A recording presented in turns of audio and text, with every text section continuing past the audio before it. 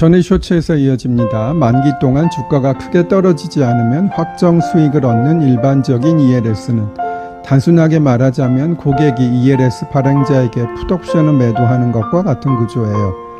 ELS 투자가 성공하여 고객이 예금 금리보다 높은 확정 수익을 받는 것은 그 매도한 옵션에 대한 프리미엄을 ELS 발행사로부터 받는 것으로 볼 수 있어요. 반면 기초자산의 가격이 크게 떨어져 락인 베리어 옵션이 작용하게 되면 고객은 매우 큰 손해를 볼 수 있어요.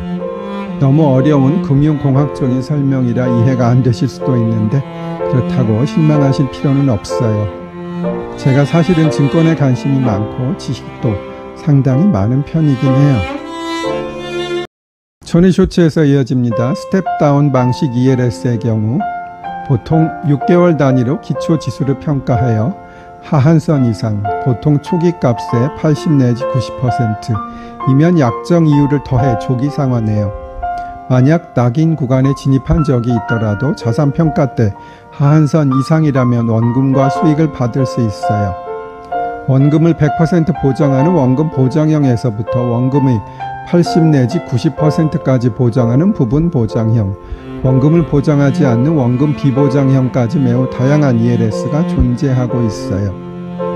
당연히 원금 비보장 비율이 높을수록 제시되는 수익률이 크지만 그만큼 손실 시 손실률도 커지겠고요. ELF는 ELS를 투자하는 펀드로 사실상 ELS라고 보면 되겠고요. ELS가 관련된 소송도 가끔 있긴 해요. 그래서 조금 설명드려 볼게요. 첫째, ELS는 대부분 원금 손실 가능성이 있는 투자 상품이에요. 당연히 ELS 자체에 대해서도 알아야 하고 ELS 상품 구성 종목에 대해서도 직접 확인해 봐야 해요. 단순히 증권사에서 추천한다는 이유로 또는 주식보다 안전한 고수익 상품이라는 말만 믿고 잘 모르는 ELS에 투자하는 행동은 당연히 지양해야 하고요.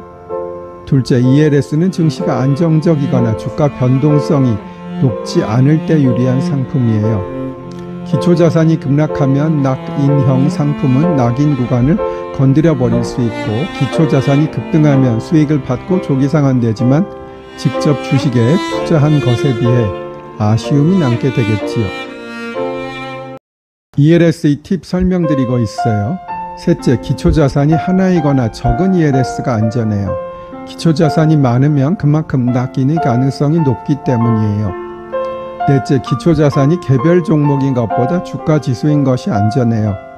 특정 종목의 변동성보다 모든 종목의 묶음인 주가지수의 변동성이 낮은 것이 당연하기 때문이에요. 예를 들어 낙인 베리어가 마이너스 50%인 경우 개별 종목은 저 정도로 내려갈 가능성이 꽤 되는 편이에요.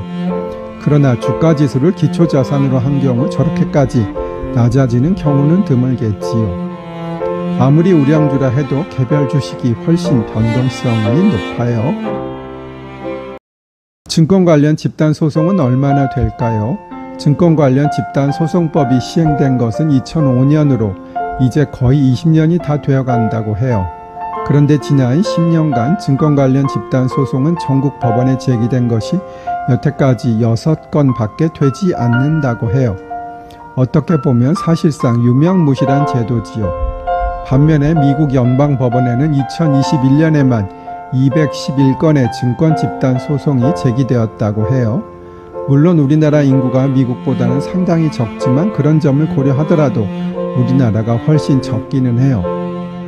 사실 우리나라 기업들이 부실 공시도 많이 하고 또 시세 조종의 경우도 많아서 제대로 소송을 제기할 수 있는 전문 변호사가 많다면 증권 관련 집단 소송이 활성화되는 것이 맞을 텐데 현실은 그렇지 못한 것이 아쉽긴 합니다.